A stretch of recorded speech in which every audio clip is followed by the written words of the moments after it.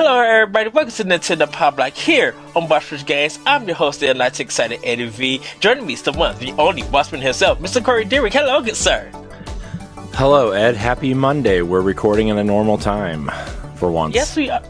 Yes, we are. Happy Monday. Everybody, if my audio sounds weird, it's because I had audio problems, audio issues with Ed's computer's broken again. Tell me how many times you've heard that in the last 370 episodes. And mind you, I just got this computer 2 years ago. Is it? Oh, is it that old? Yeah, it's not that I thought old. you got it for some reason. I thought you got it over the summer. I'm like, that thing is already broken.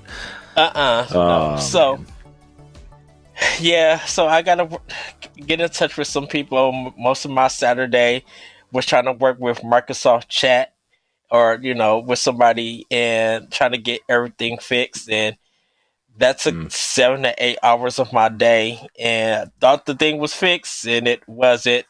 So now I gotta try and figure out what the problem is. So, Okay, Edward. If you say so. yes. So, yeah. So this one is going to be very interesting, everybody. So just please be with us. We got a beefy, great episode though for you. But Corey, how have you been? Well, my wife and I spent a lot of money today. We closed on our house today, so in less than 2 months we will have our keys to our house. So that'll be interesting and fun and cool. So that a little bit scary with the paperwork we had to sign and everything, but it's cool. It's fine. Did you take the day off today? No, I just worked from home. Oh, okay. Yeah. Yeah, I seen the family picture in front of the house. It looks beautiful, dude. And I know we talked about different rooms and everything. I cannot wait to see the basement, dude. So bad. Yeah, so the basement is huge. I mean, the video I showed you is only half of the basement. The other half is like a laundry room and a lot of storage area and a full bathroom and that kind of stuff, and like a storage closet for like cleaning supplies and vacuums and stuff like that. But it's a big basement. It's a big house. So I'm quite excited. I want to. It's so funny though, because like a couple days after we get the keys, we're going on vacation because we didn't think we were going to get a house that soon. So the latest that literally was on my mind, because I was just like, I know Corey got his Disney vacation in February. How's that going to work? Yeah. Yep. So that is, we get our keys on February 2nd at the latest, and then we're going to go on vacation on the 4th. So. Oh, wow. Yeah. But here's the thing though. We're not moving. We're going to take like a month to move in anyway, because we still have to pay rent here through April at this place. So Yes. We're going to take our time and move all the small stuff over, get any painting and maintenance that needs done first. Within those like 2 months, 2 or 3 months. Yeah. Would they still be there? In case They're still there right now. They're still there. That I know. But once February hit, would they still be in just in case? No. Apparently they found something, the people that live there now. So nice. we could be getting the keys earlier, which would be better than, not. But we'll see. Oh, sweet. Nice. Yeah. But overall, like, pretty good. This weekend was fun too. My daughter had her ballet recital, so that was fun. Mm-hmm. What else did we do? We did something else, but I forget, to be honest. So literally, like right after trying to deal with the computer and everything, I spent like the rest of the day watching Christmas movies. Mm, And I was just yeah. like, well, let me get my Christmas movie watching in before the Yeah. 25th. Yeah. It's Christmas is right around the corner, man. It's crazy. Dude, what happened with November? Like It's just gone. it Poof, moved gone. quick. Yeah. It's gone, man. November is out. They're like, nope, I'm done. Bye. Yes, we're So we're getting down to our final Pow Block episodes for the year. I Uh, know. and So everything. it's nuts. It's crazy. It's crazy, man. Yes. So much though. So much to do. That you I'm know not what that kidding. There's really. so much to do, man. Dude, I still got to get Christmas. I gotta still do my Christmas shopping. Um, and that probably Well, won't happen better until like the 21st. better get started. Well, I got my nephew. He's done. And I can't reveal what I got him. I probably could reveal it to you after the show, but I can't reveal anything right now in case he happens upon it. But that boy got I spent $100 plus $100 plus some dollars on him, so he better be thankful for what he got. Shocker. So so now it's just my sister, my niece, and my two nieces, mom's Hmm. brother, and then other family, and that's it. Hmm. Hmm. Well, we bought a house, so Merry Christmas. I think I already gave you your Christmas gifts. Yeah, I did. me? Yeah. Well, they haven't gotten here yet. If you did. No, I said I already got it when I brought the Destiny collection for you. Oh, well. I said Merry Christmas and Well. Happy Birthday. Yeah. Yeah. What? That collection is beautiful, Yeah. though. I know it's in a box downstairs waiting to be moved. So I've already started kind of packing, but you know, oh man, it's gonna be a big job to move everything. It'll be fun. It'll be fine. It's all good. Yes. It's all good in the hood, as they say. Yes. Somebody says that. Well, Corey, how about we get to Nintendo? I suppose we could do that. Yes. So Corey, what have you been snacking on, man? Man, let me tell you, man. So we got Chipotle this weekend for dinner. Man, I hate this Chipotle so much sometimes. Like sometimes it's perfect. There's like no in between. It's either perfect or it's ice cold and like Ooh. gross. And this time it was ice cold, and it just makes me really mad. I'm really tired of experiencing that. But Ed, we my wife also got pizza rolls this at some point this weekend from the store, and I ate a lot of them. I'm A gonna lot of hit them. Too so many of them, some would I'm say. audience is 10 minutes from me, like 10, 15 minutes from me. I think I'm gonna hit them tomorrow and get the pizza rolls. Hmm. Hmm. But which one should I do? So these aren't the Totino's pizza rolls. These are the Aldi branded pizza snacks. So Yeah, you know they're different. but which one should I get? Like to start out with. What do you mean? Like do I? What do Because you mean? sometimes they I don't got know. like 4 cheese, sausage and pepperoni, straight pepperoni, or just straight sausage. I don't know. I only get the pepperoni and cheese ones. Okay, then I start with the pepperoni and So cheese. That's what I was asking. I don't know. You get whatever you want. What, Corey? I can't tell you asked what you. to do. You know what I asked you. I'm like, boss. What should I get to eat?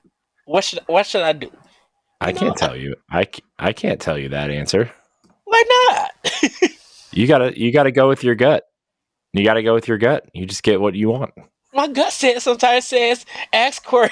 You want brown ham.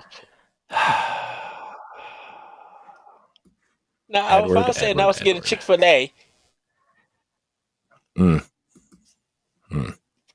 what would you say? Get what you want. I would Please, I would tell you to get what you want, and if you got something stupid, I would make fun of you later. that's why I asked you. I know, and that's what I'm telling you. You'll be fine. I believe in you. I believe you'll pick the right thing. Oh wow. Anything else? So, my kids and my wife made cookies at some point Ooh. this week, and my kids went a little overboard on the icing, and that made the cookies that much better. So I had a bunch of those too, and they were delicious, dude. Let me tell you, they put so much icing on these cookies that when you put them in the container to store them, Yeah.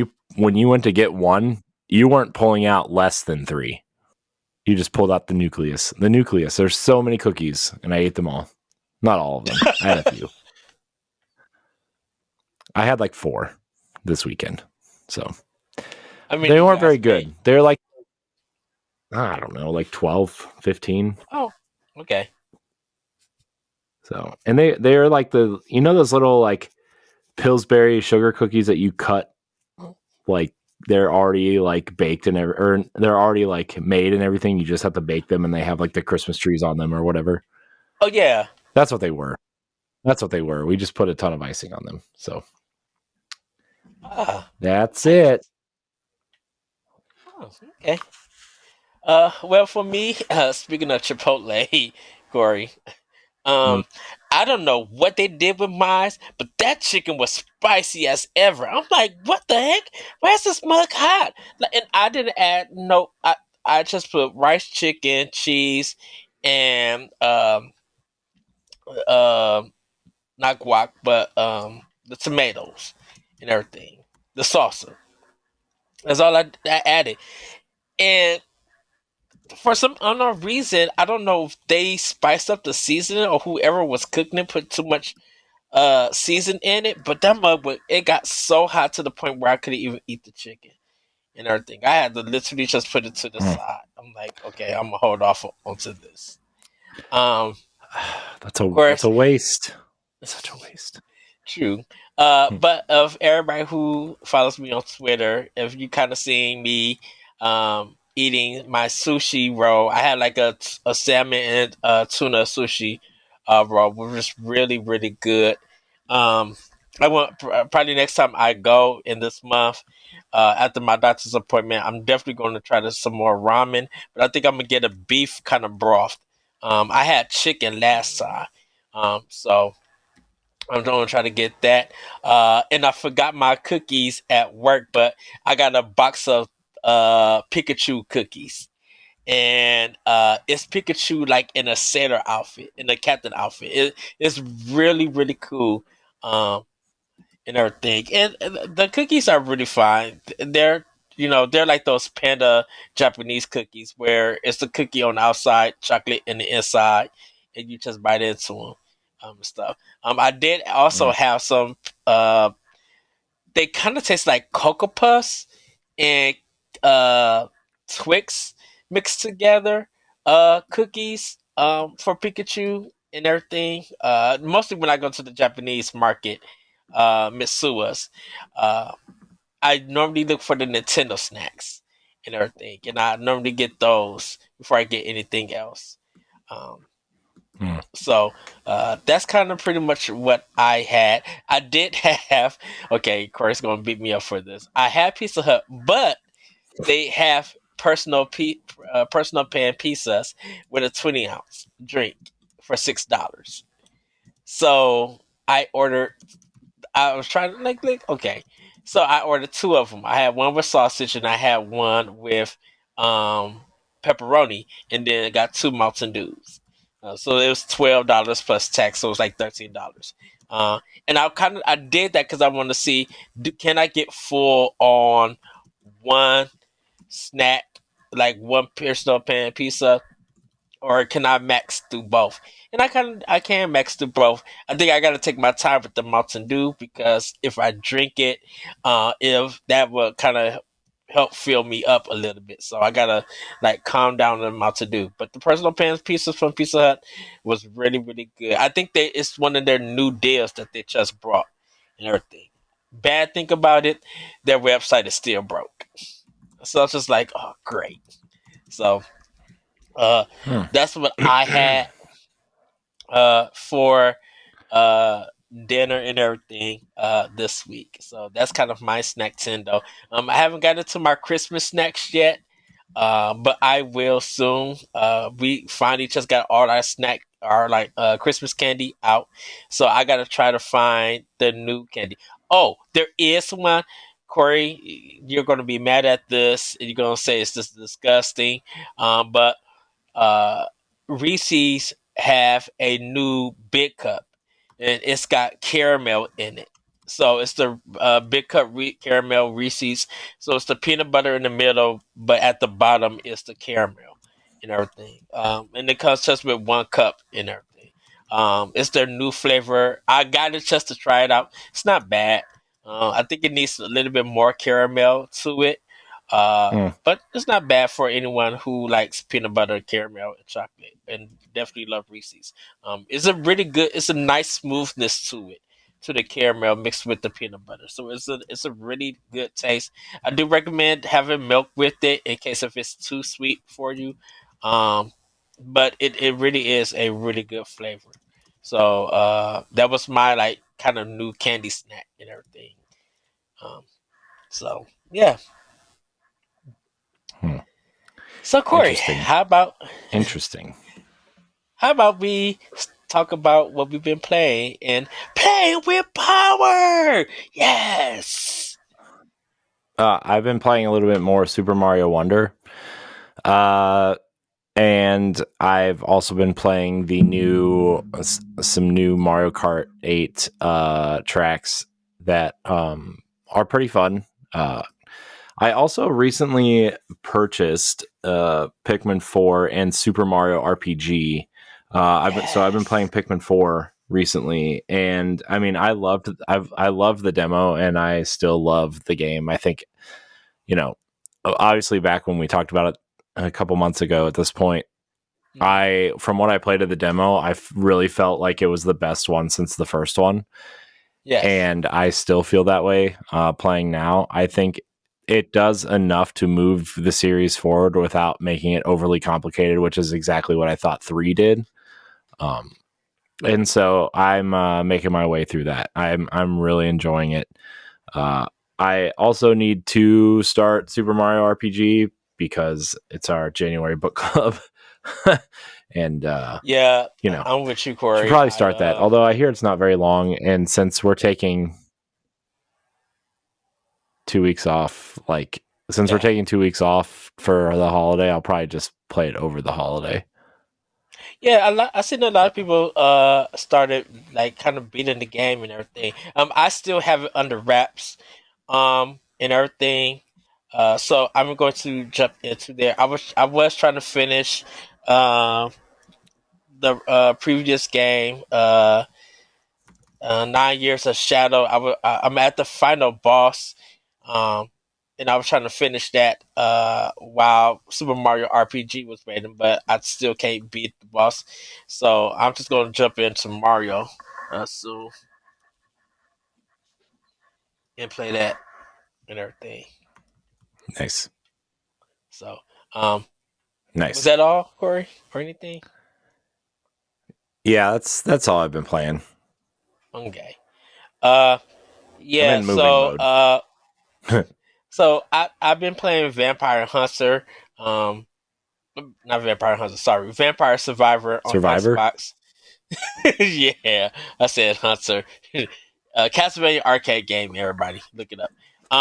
I've been playing Vampire Survivor to like unlock some more things and get some of my characters beating some stages and everything. I do have my games for Black Friday. Just last Monday, Hogwarts Legacy came in for Xbox. So I will be putting that on my Series X, and working through that. I do have some other games that I got, like Dead Island 2 that came, and everything. So I gotta put all of that in. Assassin's Creed Mirage, I gotta start. Right now, I'm working through Control on Series X, and it still has that little stuttering after the pause, but it's not that bad. Dude, it feels so much better with the framework. Like the 60 frames per second. Oh, Mhm. it does wonders for that game. Um, and because I already know kind of what to do and everything, uh, I've been playing it almost like a run and gun in a sense, and I've been using uh, like the shotgun weapon that the gun turns into and everything, and it just feels so. Man, I know people like Alan Wake 2, but man, Control feels so much better than Alan Wake 2. And I think it's because of some of the Yeah. design ideas that they inputted in everything. Like it just feels better. Those like that's kind of what I've been playing. I definitely will be installing a lot of more stuff. I didn't get Dragon Quest Monsters. I know that's kind of like the new game that's out, and people picked it up, but I wasn't looking forward to it. I'll probably get it later on, maybe sometime next year and stuff. Um, but yeah, that's pretty much what I've been playing. I am going to be playing a lot of Switch games, everybody, because I need to get see all the games that kind of came out of 2023 that I own that I haven't started, like Rain Code. Like I need to jump into that and everything. And so I got to spend time playing those games. So I am excited to see what is going to be coming on Switch that I haven't started yet.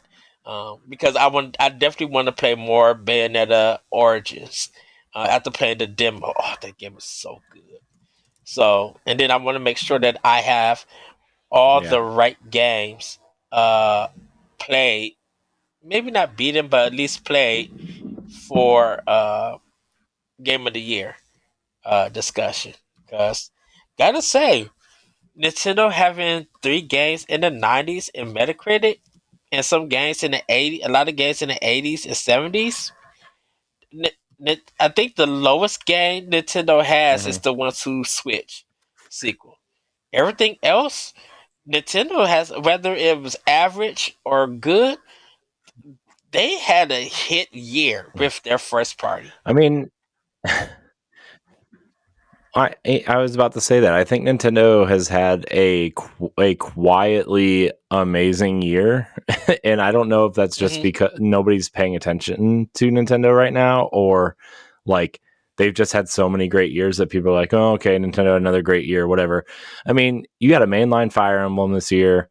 You know, jury's out on if you enjoy it or not. I think it's very polarizing from what I've seen.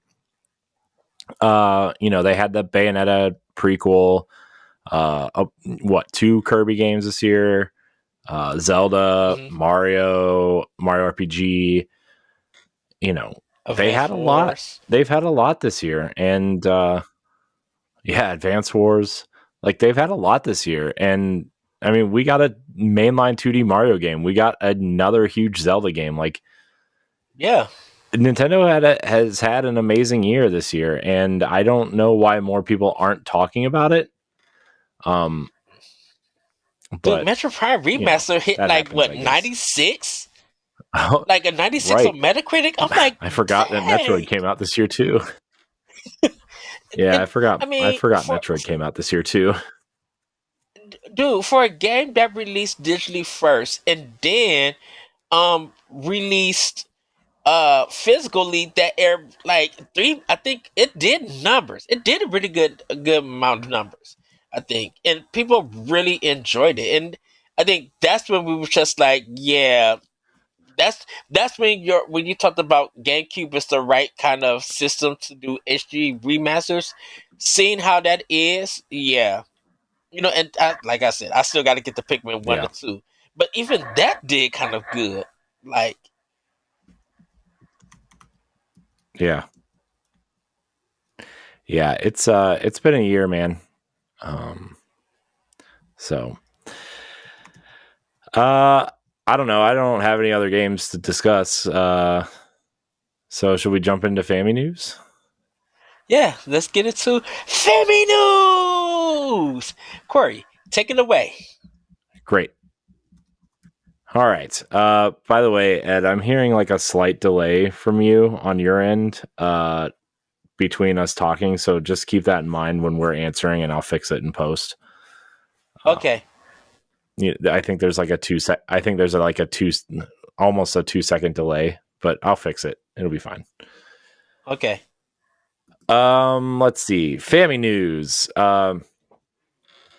Jet Force Gemini, the classic Nintendo 64 game developed by Rare, has hit the Nintendo Switch Online expansion pack service, but has been hit by a bug preventing the widescreen mode from working. Let me get into this article over at Nintendo World Report.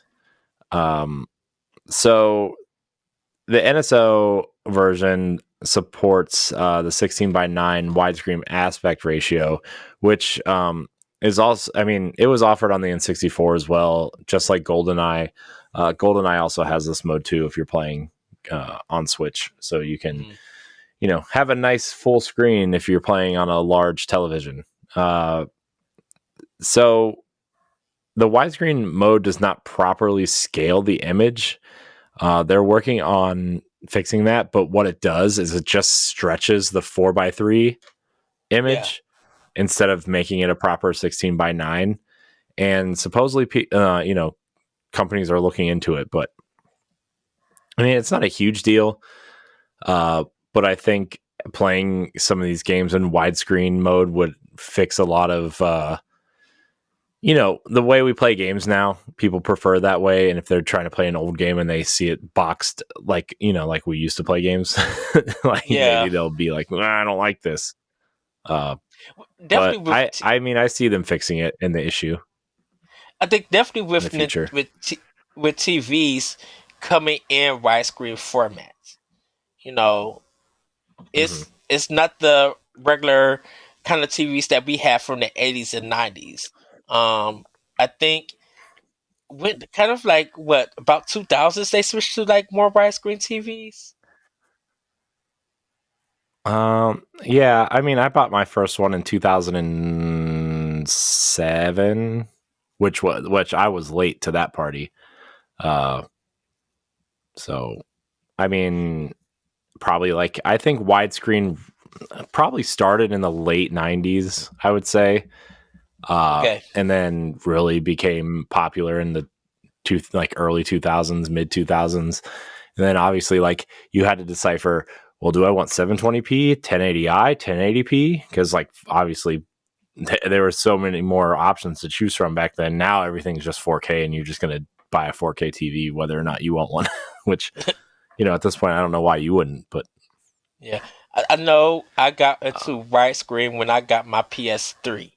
Because when I bought my PS3, I'm just like, okay, I need to get a brand new TV that was gonna fit it, and that was like the widescreen, 1080. Mm-hmm. I think it was 1080p at that time. It's like a Magnavox. No, not Magnavox. I think it starts. What was that one that starts with the E? Oh, whatever. Yeah. Yeah, so what made me try widescreen TV was actually my Gears.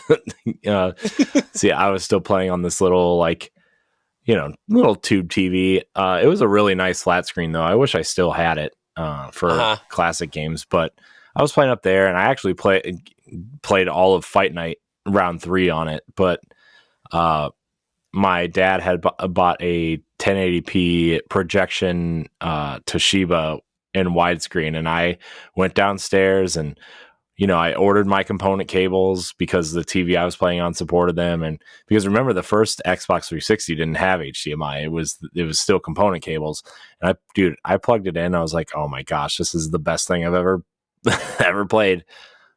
Do you have anything else to say on the subject, Ed? I didn't know that it was having this problem, so I definitely would have to get the game and everything and see what the problem is. But hopefully they do fix it.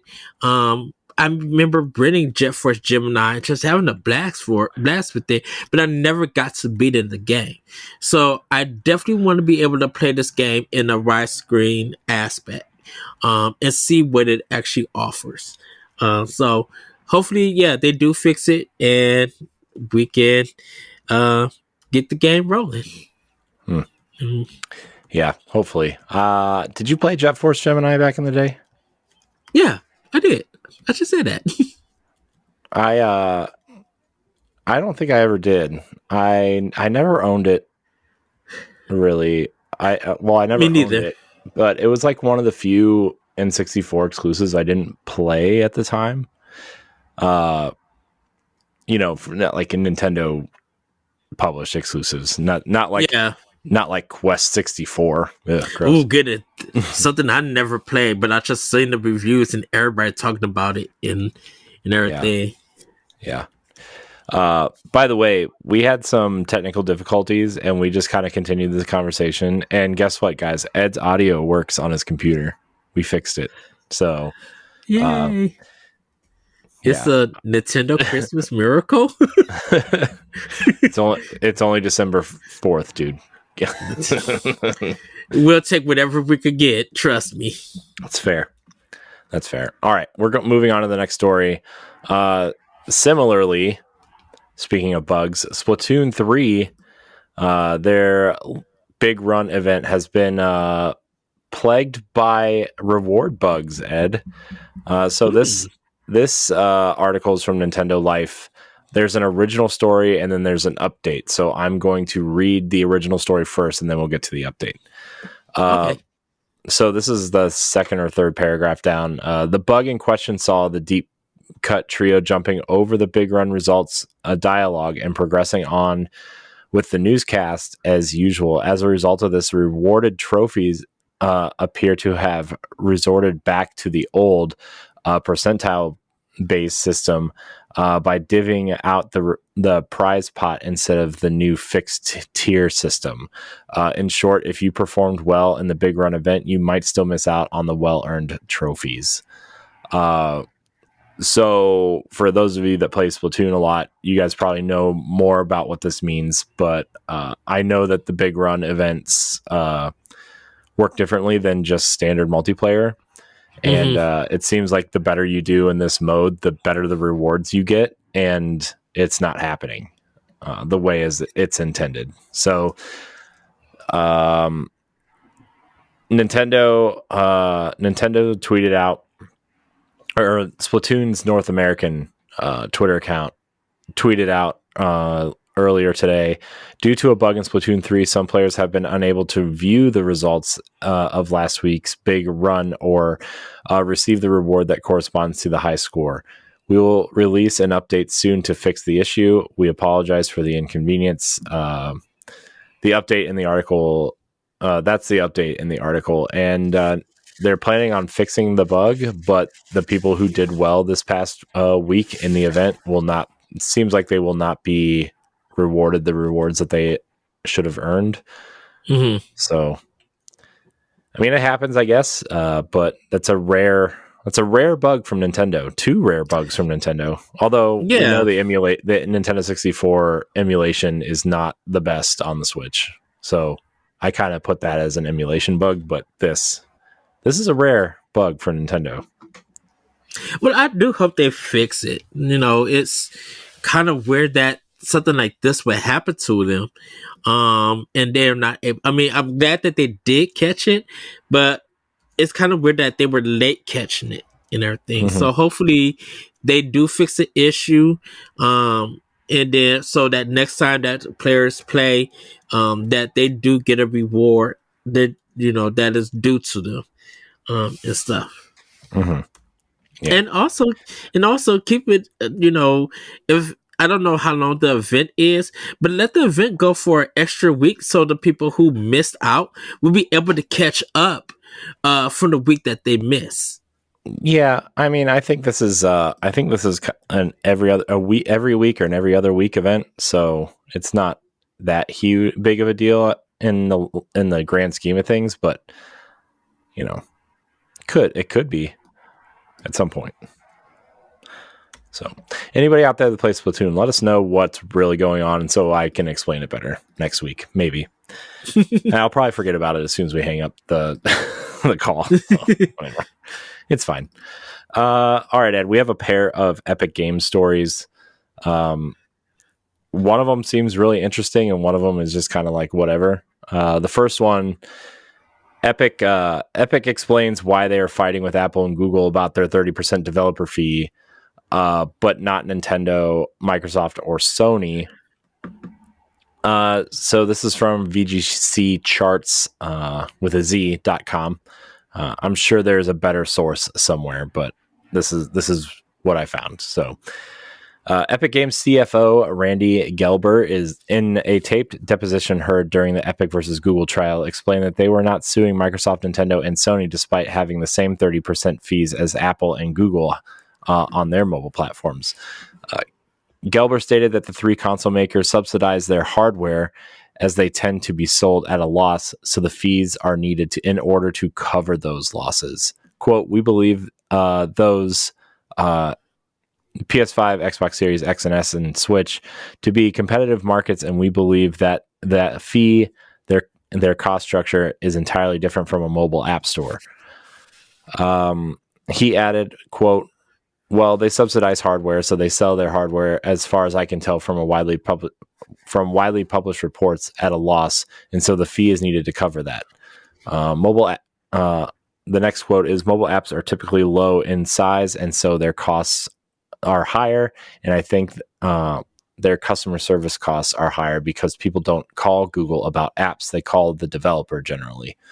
So that's the reasoning. I understand that for Google mostly because there's 1,000 different types of Android phones. You get cheap ones. Samsung and LG both make Android phones. Apple uses components from other companies. Like all of their screens are from Samsung, but Apple makes their own phones. I mean, I know that the phone is like an Apple phone is like $1,000 compared to your Series X, which was like $400 over the weekend, right? So there's a cost there, but I mean, I don't know. What do you think about this? I think I don't know why the 70/30 is such a big deal. I mean, is it high? Maybe, but at the end of the day, like they're giving you a platform to put your games on. And so I kind of think that that's fair, in my opinion.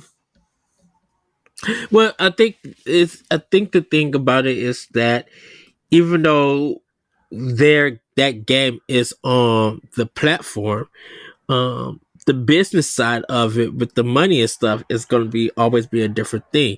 So Apple's never losing out on money. According to the story, Apple and Google is not losing money on hardware or anything because people are buying their phones. So they are making money with it. So there's no competitive nature or anything with that. With Nintendo, Microsoft, and Sony, depending on the components that they put in, because they're not making their own systems, they're getting the chips from IBM or from Asus or whoever and everything. That market Apple makes their own chips. Their M2 chips Apple has proprietary chips now, right? That's what. I mean, they have technology, and then from like Nvidia and other companies, right? But like, and that's it, right? And that's why I said, like, with the other companies, they're they're getting components from different places to make their system. So they gotta actually, with all those components, they gotta try to make a profit. But normally they can't make a profit until those same chips go down in price. We've seen it with the Wii, we seen it with Wii U, and even now we see it with Switch. The only reason why Nintendo was able to make money because they're selling a lot and everything, and this doesn't even include software, but the product that the equipment that they're using is old or custom made. With with Sony and Microsoft, they are high end chips, but every system that they lose, I mean, every system they sell it, they're still losing out.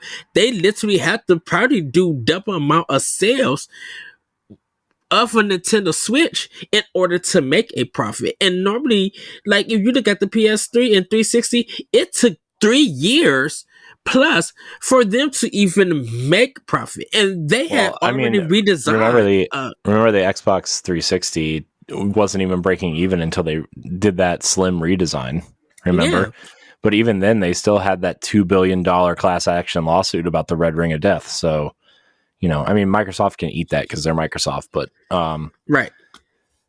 But Sony was just like Sony didn't make money even when they got, because they had the $600 with the PS3 when it first came out, and they were still losing money with it costing $600. Right. So when I think it kind of went half price. I think it went $349 when PS3 Slim came out, because that's when I got the Slim. I think they were still losing money, and that's because they had the cell chip in there. So until that cell chip, it literally got cheap, that's when they started making money and everything and stuff. So like Nintendo, they weren't selling a lot of Wii U's. They didn't, we did fine, but GameCube wasn't even selling out. And I'm talking about past stuff. They literally had to bank on DS and 3DS and their games to even make profit. Like Nintendo profits were low in the past. Well, Nintendo has always kind of made money on their consoles, or at least broke even, right? That's always been their thing. Yes. That's why they're, they don't want to lose money. That's why their generation of technology used in their consoles is, usually a generation behind or more, in some cases. The Switch was making money out of the gate, and so was the Wii U, and so was the the Wii. I think the GameCube might have been the last one that was breaking even, if anything, because that console was $200. It didn't have the DVD player in it that the PS2 and the Xbox did. It was purely a games machine, so they could cut all those components out, right? Right. But Xbox and PlayStation always lose money on their consoles. Microsoft is still losing money on the Series X.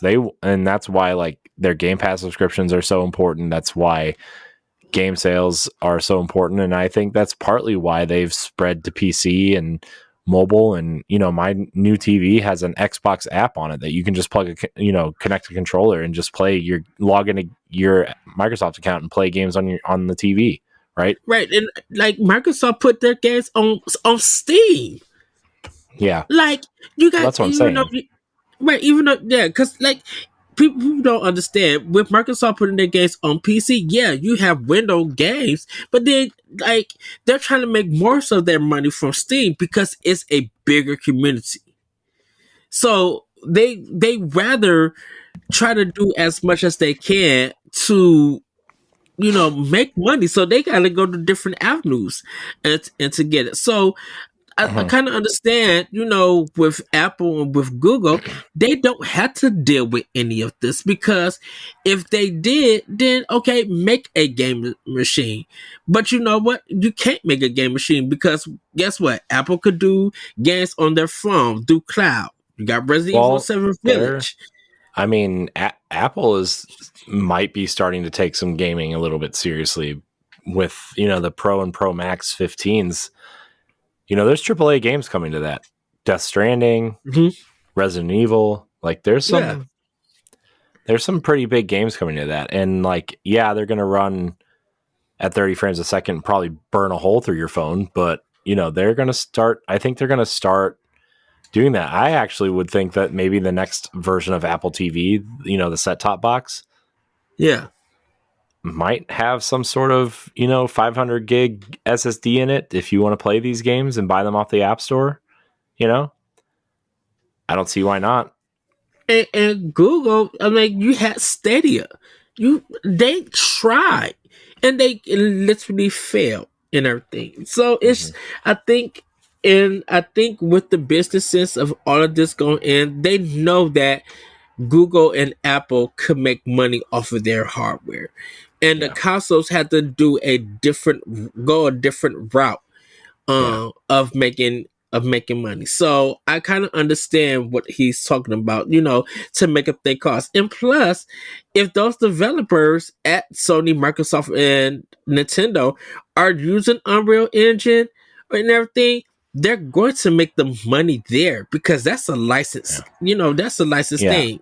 I mean, every game made with Unreal gets like a 5% rip, I think. And most of Microsoft's internal studios, if not all of them, by 2025 are going to be using Unreal. Except I think the only games right now that aren't on Unreal are like I think Forza? The Forza games are on their proprietary engine.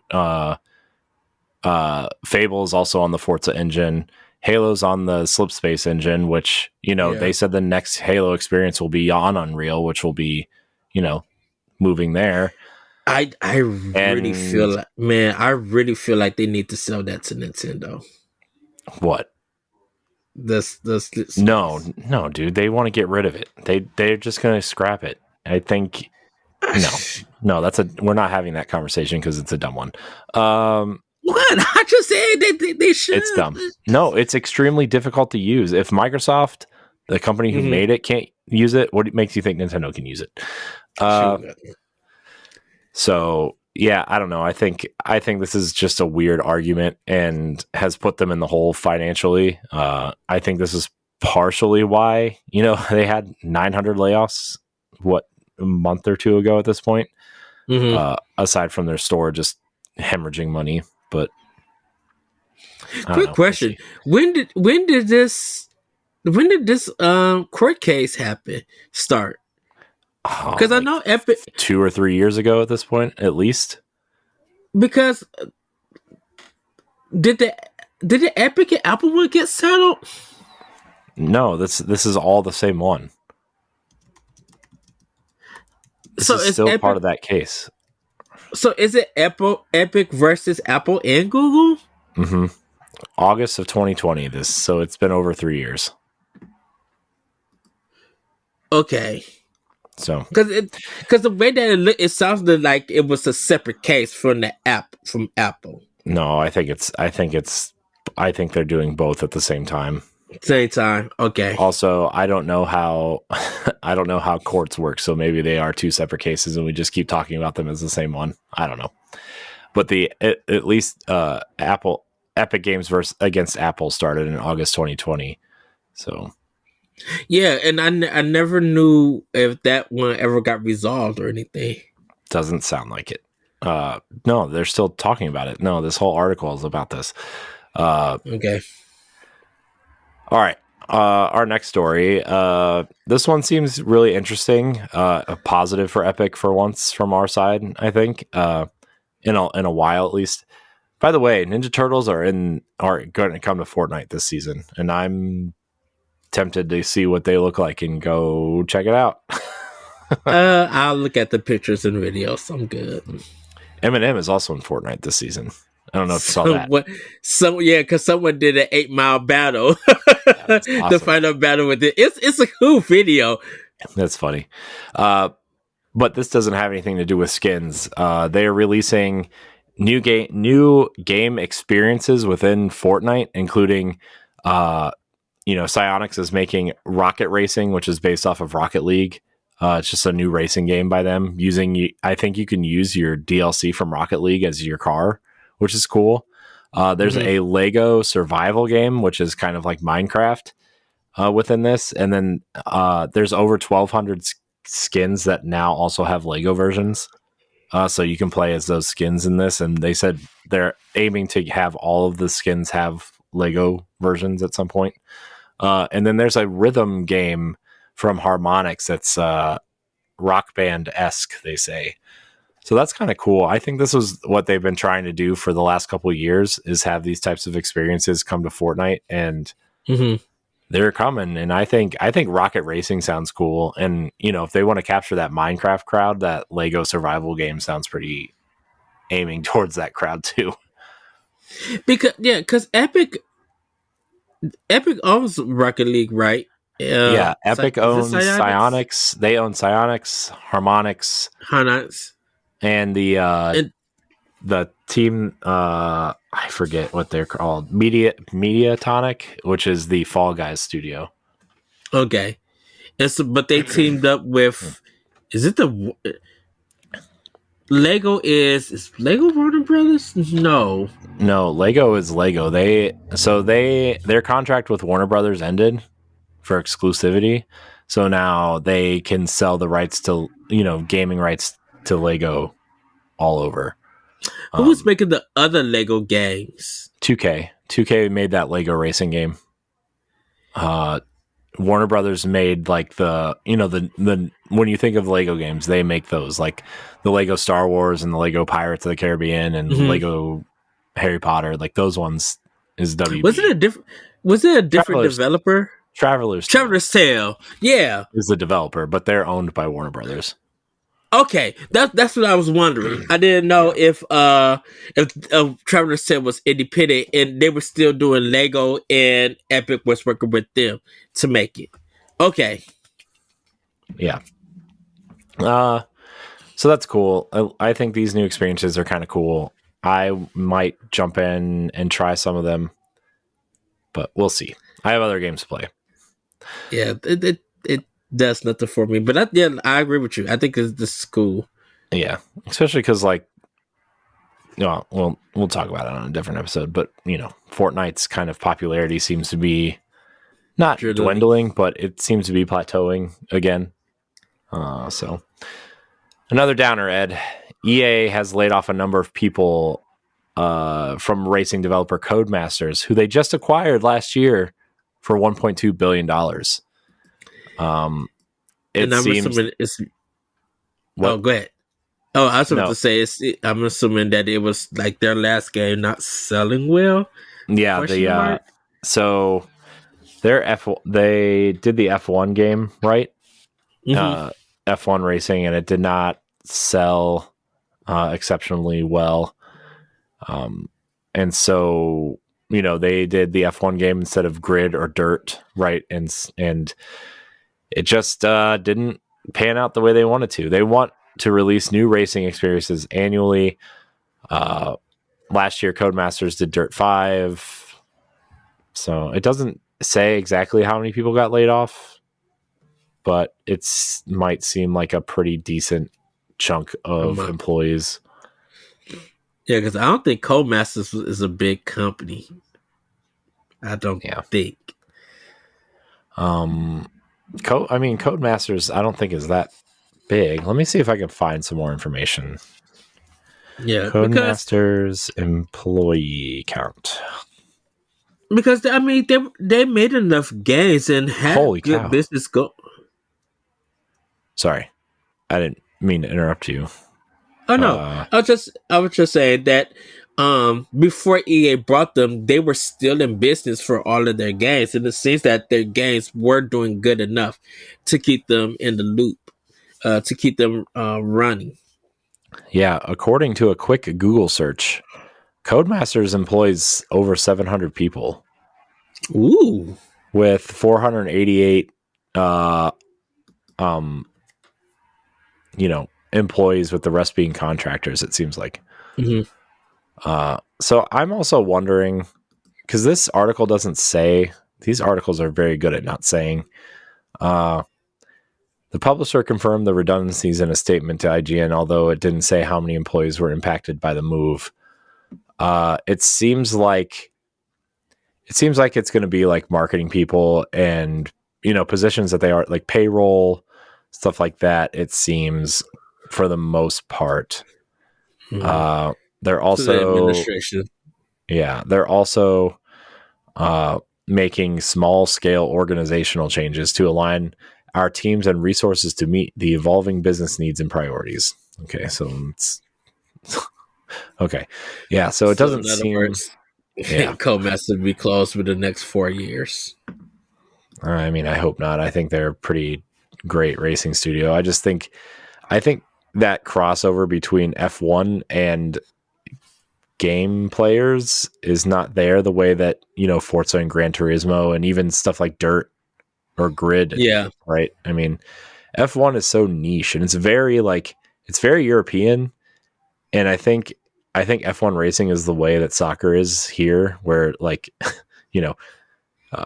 F1 is very popular there, but nowhere else. Whereas, soccer is not popular here, but it's popular everywhere else. So yeah, I guess the opposite of soccer, but you know what I mean? All right, we're moving on because that's a downer. Tell me where you've heard this before. Beyond Good and Evil. Gosh, what year are we in? Beyond Good and Evil 20th Anniversary Edition arrives early next year. The news accidentally posted early to the Xbox store and was even briefly available to play in an unfinished form and on Ubisoft Plus. Oh my gosh. So there's this whole thing. I'm not reading all that, but it does say that the game Ubisoft says, as we celebrate the 20th anniversary of Beyond Good and Evil, we're excited to share that official launch is set for early 2024, and we look forward to sharing more with you in the new year. Ed, what do you think about this Beyond Good and Evil stuff? I actually thought they already did a re-release, kind of like Beyond Good and Evil HD on Xbox 360 and PS3. Yeah, that's why I was just when I seen this news, I'm like, wait a minute, didn't they do this already? But I guess it's going to be 4K 60. Hopefully they don't do the inverted controls at the final boss because that was stupid. I'm sure they'll have a quality of life thing where you can change them, right? I'm hope.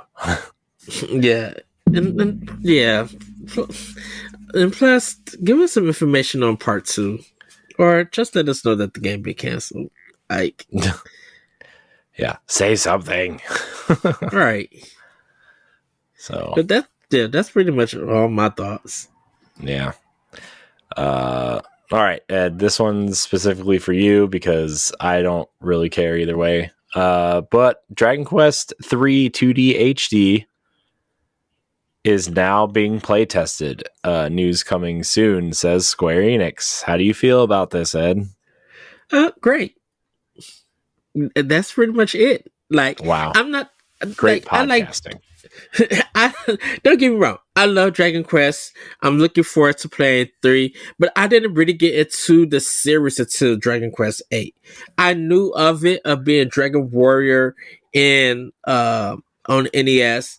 And I remember all the stories that people in Japan when they were lined up going to get the game. But I'm excited for Dragon Quest 3 2D HD. But just hearing that people that they're playtesting it, that don't do nothing for me. That's just okay, that's more of an update and everything. So great. Yeah, I mean, I think this is I really like that style. I wish Square would use it more, to be honest. Mm-hmm.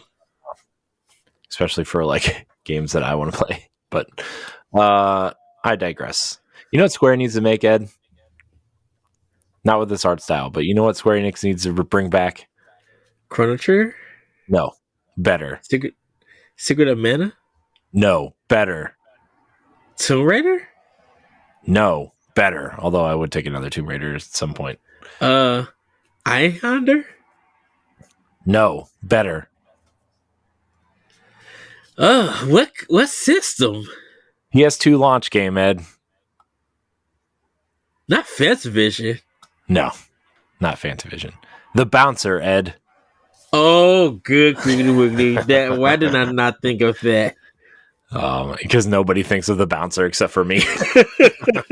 I've never, still to this very day, I have not played that game. Oh man, so mediocre in all the best ways. All right, Ed, we're gonna move into another story. It's kind of a news story, kind of a rumor / whatever. I put it under our rumor mill section. The Nintendo Switch 2 may feature an OLED display after all, according to Samsung. Nintendo, let's see.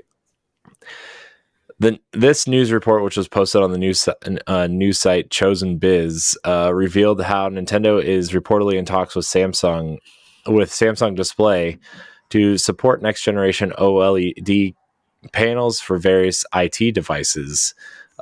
These talks are pretty recent, as they apparently started on December 1st and were pretty much forced by the accusation of display maker Bowie having allegedly gotten hold of Samsung OLED trade secrets. So this kind of came out in some sort of report that has nothing to do with Nintendo, it seems.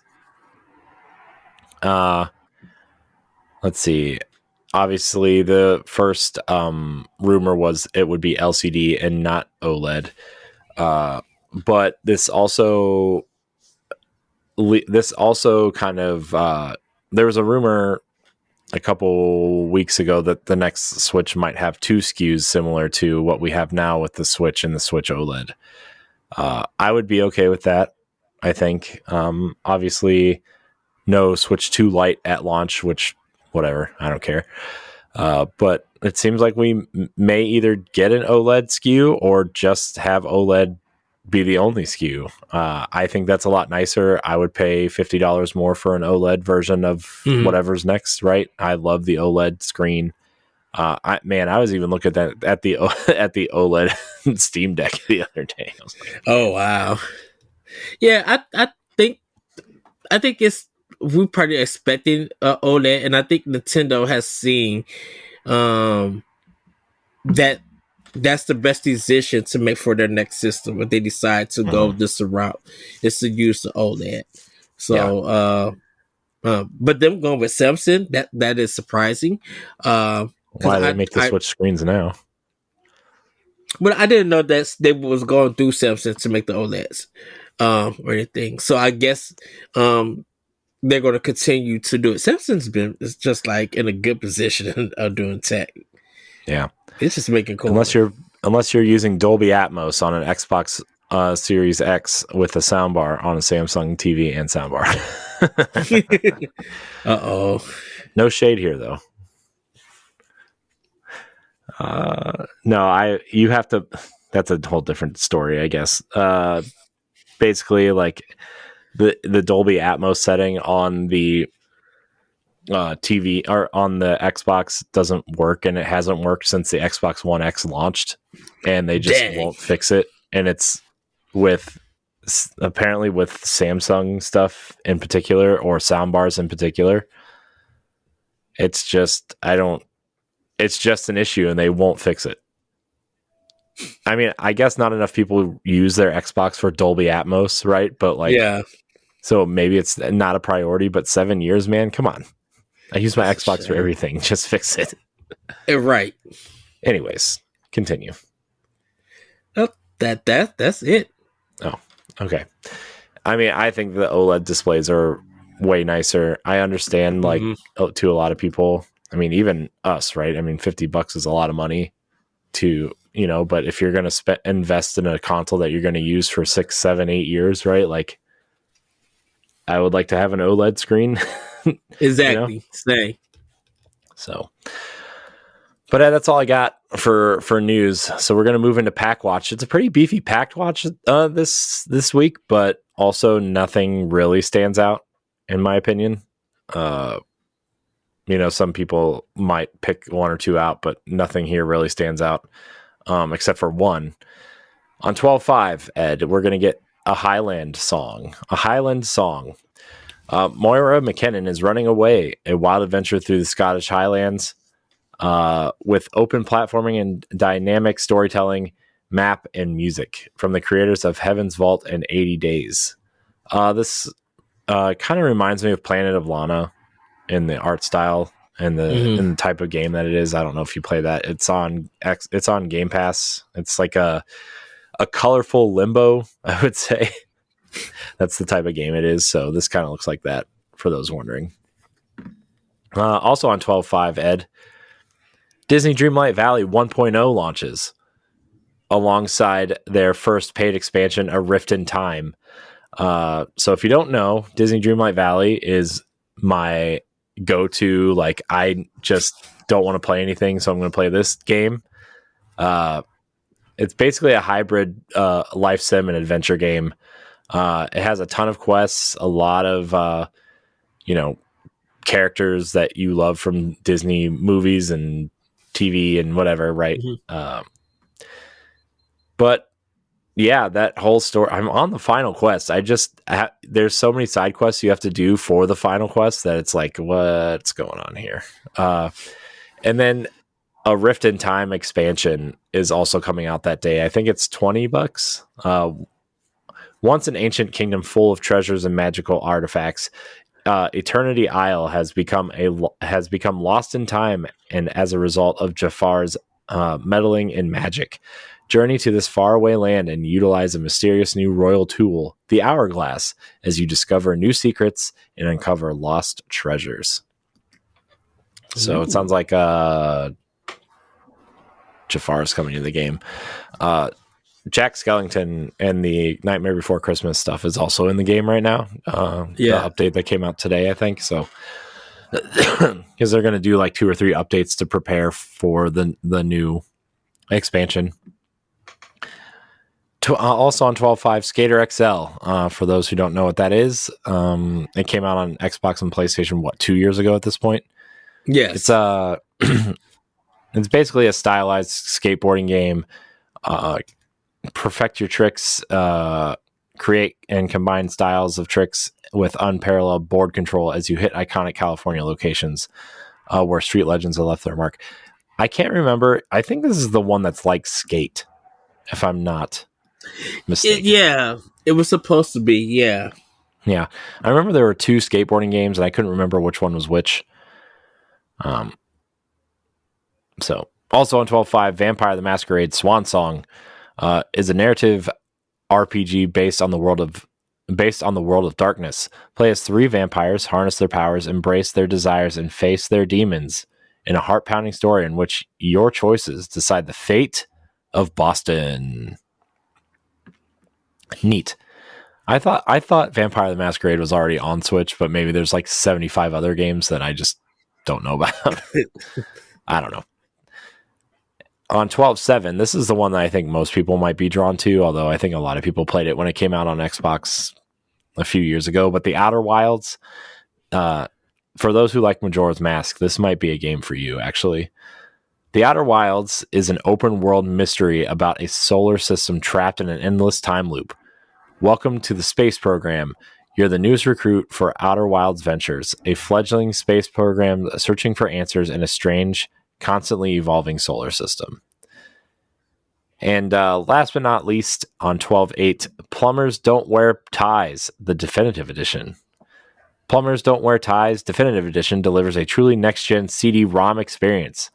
For the first time since 1993, the original version of the game is faithfully presented alongside 4K remastered photos and a wealth of documentary and interview content. So that's what's coming this weekend. Oh, nice. Beefy. It's a beefy one.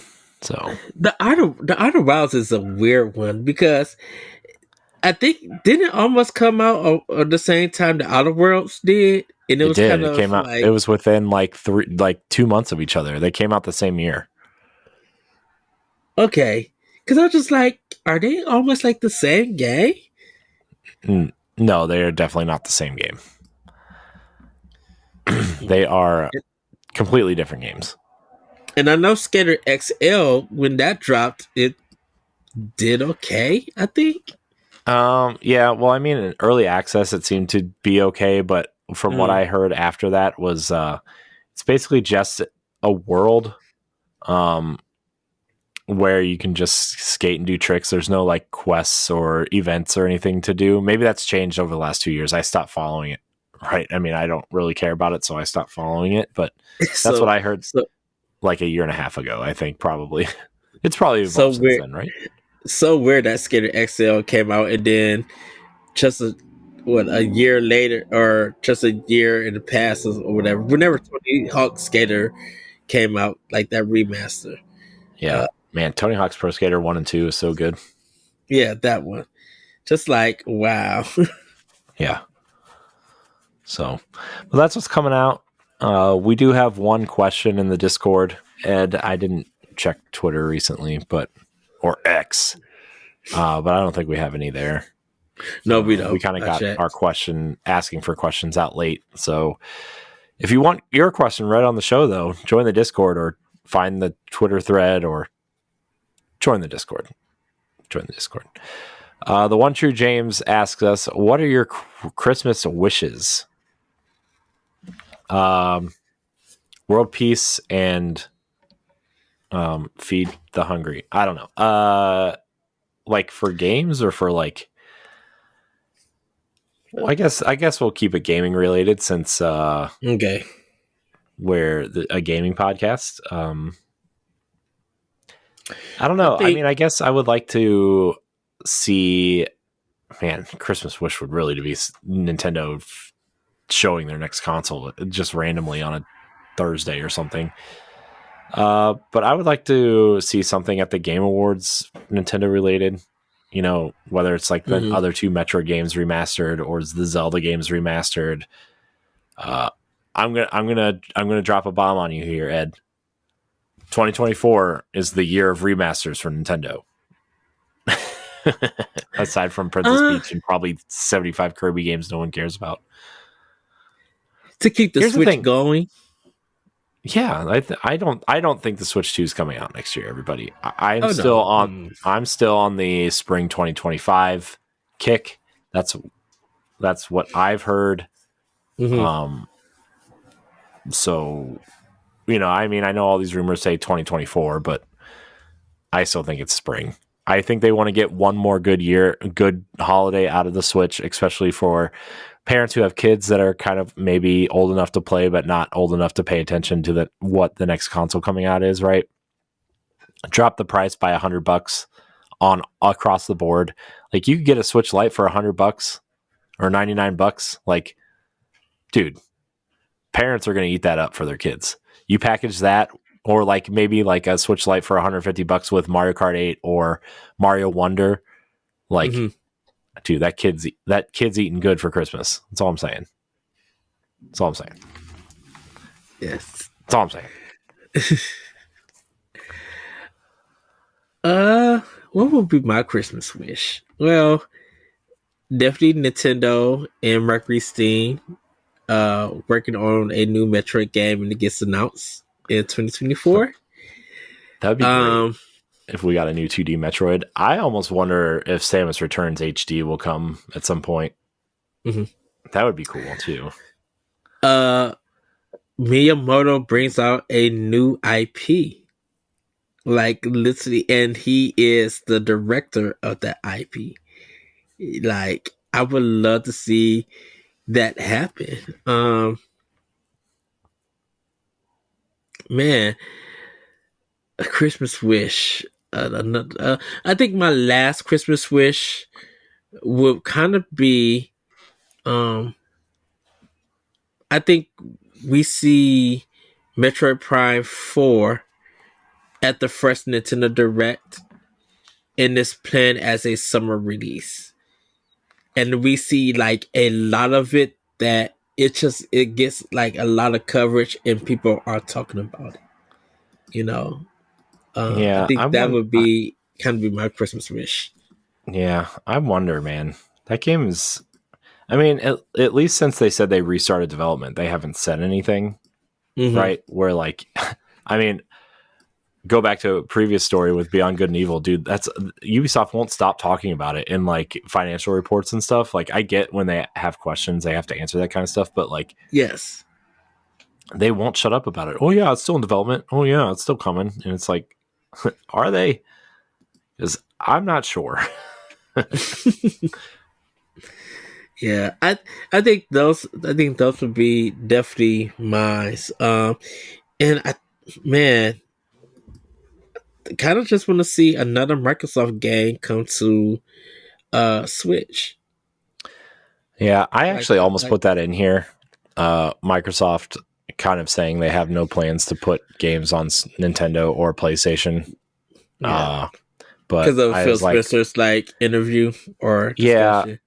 Yeah, especially because their CFO kind of hinted that they might, and then he's like, we probably shouldn't say that because of reasons. We want to sell consoles. Shut up. All right. Even though I know their messaging is they don't care that they sell consoles or not, but they care. I mean, that they've invested enough money in the Xbox Series consoles that they care. Yeah, they do. Yeah. So, yeah. But other than that, my Christmas wish really is to just, I know this is kind of dumb, but I want to make sure our move is successful and just easy packing and all this other stuff, right? That's kind of what I'm hoping for. Yeah, and I'm kind of hoping, Pow Block still running and gunning. We don't have issues, and that people continue to listen to us, and we're gonna have enjoy, continue to enjoy our discussions. Yeah, this is obviously, I don't know. I don't know. I just feel like sometimes recently, man, especially this show, I've just been really off. I feel like, I don't know if we're working too much or what, but obviously other things in life, but man, by halfway through the show, I just feel tired recently, especially the last 3 nights I've been up to 1 or 1:30. So, Whoops. But a lot of the times I just kind of feel like we need some energy. Ugh, and sometimes I can't find it. And obviously you worked before this episode, so it's hard, man. We do so much, right? That it's hard. But yes, I love the show, and the show's going to happen as long as I think we're both breathing somewhere. I cannot. Maybe. I that's something I can never think of. The final episode of Pow Block. I think that it's would not be happening until one of us is gone. Let's be honest. I mean, if Boss Rush ran away tomorrow, Pow Block would still exist. Yeah, But I think saying the final goodbye, it's kind of hard. I personally need to do a final goodbye to Optional Opinion because I don't, record it and everything, and I kind of feel like, regardless if I had listeners or not, I do want to do a final episode for that podcast, and it's just be it was a great run. It helped me meet you, Matt, and just a whole bunch of other people, and and it's just something that before I not say take it down or anything, but before I really close that chapter in my podcasting history, I literally would love to do a final episode of Optional Opinion and have it wrapped up. And I can't really do that with Pow Block just yet because I'm just I still want to talk about Nintendo, and if I ever close that chapter on not talking about Nintendo, it's it'd be one of the saddest things for me. Yeah. Well, it's not happening anytime soon. Hopefully. So. Anyways, get me out of here, Ed.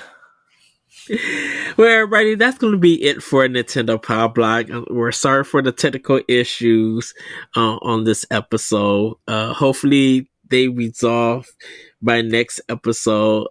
Everybody, like Corey did mention, in the coming weeks we are going to be off for 2 weeks. So when we come back, we'll have our Game of the Year discussion. I got a lot of games to play, Ed. Yes, I gotta play everything Nintendo put out this year. That's my goal over break. Is to at least to play a little bit of something of everything Nintendo put out this year, which I own most of them already. So we'll see. Yes, and everybody, yes, we will have a discussion about the Game Award winners next week. Apparently, definitely for me, I'm going to be working that night, so I'm going to probably be listening to it on my phone while I work. But I definitely am going to watch the show when I get off of work and everything. And, Nintendo got 15 nominations, and hopefully they win some of them. We don't know. I kind of hope Zelda wins Game of the Year. Like, I loved it, but I wasn't as high on it as Breath of the Wild, right? But, like, for some reason, I think it would almost be like a come from behind victory, because I think everybody either wants Baldur's Gate to win or Alan Wake 2. And I'm really hoping that those two games split the vote and that Zelda, all the Nintendo fans come out and like, Zelda. So I voted for Zelda. Yes. Mostly because I didn't like Alan Wake 1, so I just automatically don't like Alan Wake 2, and Baldur's Gate seems too complicated, so I voted for Zelda. Yes. So with that, everybody, have a great week, have a great weekend, and we'll see you next time on Nintendo Pow Block. Bye, everybody. Woohoo! Goodbye. If you want to be a Patreon producer, head on over to patreon.com/BossRushMedia, and find out which tier is right for you. Our Patreon producers at the $5 tier or higher for this month are Adriel Munger, Celeste Roberts, Christian S., Sana Dirrig, Francisco Santillan, and Rebecca Jewell. Thank you for your continued support.